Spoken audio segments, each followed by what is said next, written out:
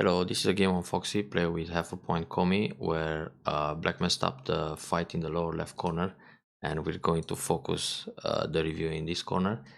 But then black came back quite nicely, and at the end, black lost the stones in the top right, then resigned the game. So before we get into the lower left corner, let's have a look how black could connect these guys on the right side and also keep the territory. White's Tsuji, it looks quite promising. So if black pushes and cuts, white can either play double Atari here, but in this case, sorry, white will just catch 2 stones, so it's not such a big damage. Therefore, white will go out, trying to kill more stones. Now if this happens, when black connects, then we gotta read what happens on the right side. So push, block, when cut, black still captures the 3 stones and gives up only 2. So black could actually think about the push and cut, but if it still feels dangerous to push and cut right away, because it always looks a bit fishy to play this P13 and in order to remove the liberties, black can just block at P12, then white will make a bamboo connection, and now in order to keep the right side connected, black needs to play Kema S12. If black just goes R12, white will push, then turn, and now go back in the center to catch some stones there. It will be something like this. In the end, black keeps everything connected, but white pushes in center a lot. So if black plays the Kema at S12, there is not much for white to do. White can push here, then block, and when white jumps, black will just cut the stone. So if white Atari 2 stones, this is a move that black can ignore. There are only 2 stones. And if black defends, black keeps everything connected. So it's fine. Then the combination to block and then Kema on the second line is just okay. White can turn here, then bump. And when white plays this move, black doesn't connect with an empty, but pulls back. Now white will push, connect, push, connect. So black loses a few points on the side, but keeps everything connected. This is the way to continue the game and probably even win it, because the right side is quite large. Top it's okay, left side several points. So white only has the bottom, but it's not that impressive anymore, and a few small groups. I think black would still be ahead if this happens near the end. Now let's go back to the beginning to check what happened in the lower left corner. That's the big highlight of this game. So black approach, white pincers, and black double approach. Now here in general, we expect to see an attach on f4. This is the most common move. Then the Joseki follows with a Hane, a Tsuke in the corner, and then go in the Sansan. So the variation comes to an end, and this is a pattern that both white and black are quite content with the result or pleased with the outcome. So if you go back here, white played the Kosumi Tsuke like this. Now, first of all, what white wants from this move is to cover at f4 next. So if black simply slides, for example, like in the basic Joseki, white will immediately play f4 and be happy about this tiger mouth. Therefore, black should consider to go out. Once black goes out, white is in trouble, because this h3 is separated from the corner, and also the corner it's quite thin. So right now, white has to attach like this to come out, or double up the corner at c4, or think about a Kosumi here. Now, if any of these moves are played, for black it's fine. And before we go into the variations for black, black can also consider the Sansan invasion direct. Because when white plays f4, black connects, and now the only difference between this variation and the Joseki is that the exchange at Hane g4 or the cut at g3 wasn't played. But this is towards black's advantage, because if that exchange is not played, later in the game, black can go out and connect under, so damage the bottom side. Therefore, when black goes Sansan, if white wants to play with fighting spirit, white will separate. Now when this happens, black can Hane on the left side first. Then when black connects, wait a second, yeah, Hane, black will white separates, black connects, white connects, and black links under with a hane. So now if cover, just connect. And then when white pulls back, black already got the corner, and now black can damage the left side. So back to the original game. Therefore, black has the no-b up or the san-san or a combination of both. So when no-b up, if white plays between the stones at e5, then again play the san-san, because it either connects to the left or to the bottom. Now when white pushes through here, black can of course play the hane directly, but then white will go like this and capture the stone. That's why it's good to play with preparation. So hane first. Now if white goes down, black connects to the left, and the two stones are still a lot of agi inside white's area. And if white separates, then connect under.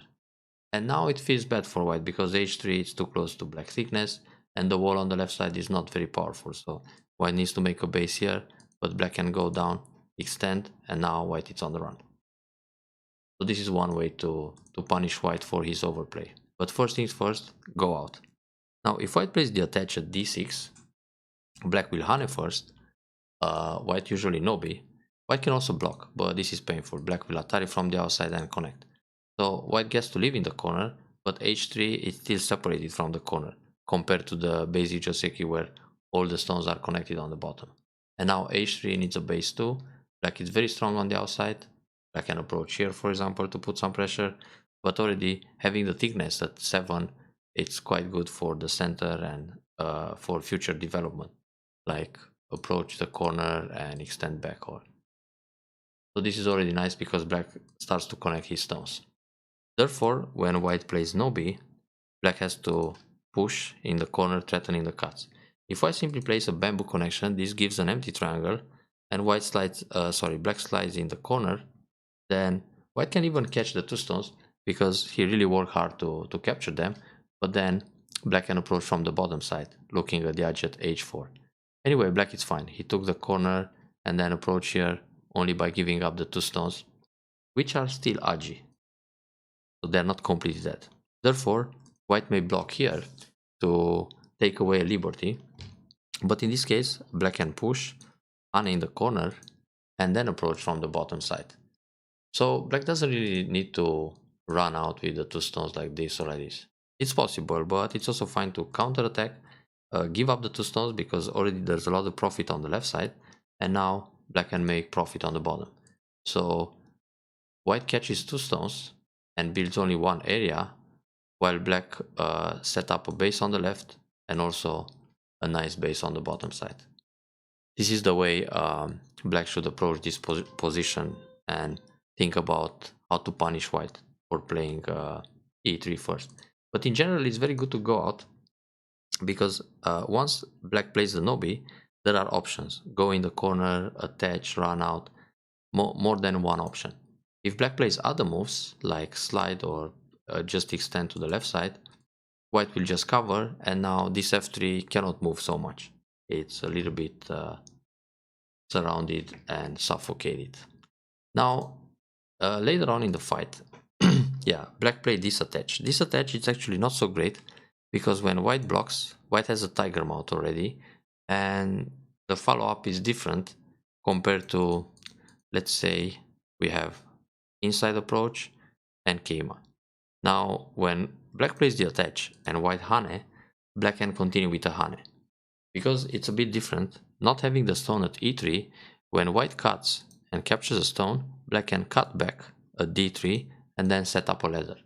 So in the end, this is not so great for white because white is scrolling, and then black can extend very nice and build a lot on the outside. But in the actual game, the position was different, so white had the stone at e3, and if black sacrifices the stone on the left side, there is no more cut. So I mean, in this position, the hane, it's not okay, because now black cannot play d3 and go for the outside. Playing d3 will put himself in atari. Therefore, in this position, black can only go down. But if this happens, white will catch the stone, and then of course black can turn in the corner once, threatening atari, and extend on the left side. This would be still better than the actual game result, but overall didn't punish white. I mean, white got away with his overplay. So d3, d4 is not a move to consider, especially that when c3, black has to go down. There is no way to use the hane. So in this case, if black would play b4 and white goes c3, black will never go c4. c4 is just a neutral point. Locally, black can push in the corner, but simply extend back to finish the joseki. White plays another move at f4 and then play away. So if we just switch the order of moves, we can see which move is wrong. I mean, c4 in this case would just turn into a neutral point.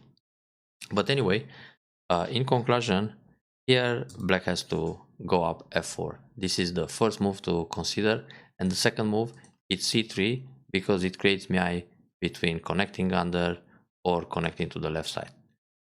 If you play a move like that attach, this attach was played more without any kind of serious reading, I think, because normally black is probably expecting Atari connect, connect, and connect, but this only happens when the joseki is completely different. I mean, without the black stone at f3, so inside approach, then tsuke, hane, and now Atari connect, connect, black connects, white goes down, black extends or goes up. But it's a completely different story because white has f3, not e3. So in every situation, one should check out what are the possible options according to the exact particular given position. So this was a mess up, and the Atari is not even necessary.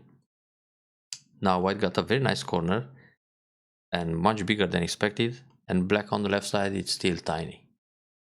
But later on, black came back and then donated the game because of the capture in this area. It's a pity, but every game it's a lesson.